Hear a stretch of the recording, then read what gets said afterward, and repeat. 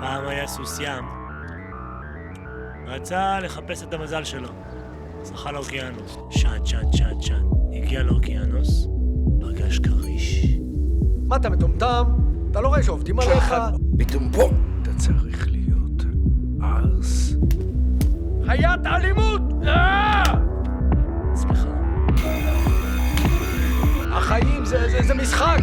כריש אמר לו, אם תיתן לי חצי מהכסף שלך, אני אראה לך את הדרך אל המזל. פתח את הפה. הדימוי הזה של כרישים בלי שיניים? או. יבוא היום, תעמוד על אסקופת העולם הבא. השאלה הראשונה שישאלו אותך היא, האם אתה יכול? ואז חס וחלילה אם תגיד להם שלא. כל זה אני אומר כי אני דואג לך. אני רוצה לעטוף אותך בשכבת מגן. אכפת לי ממך.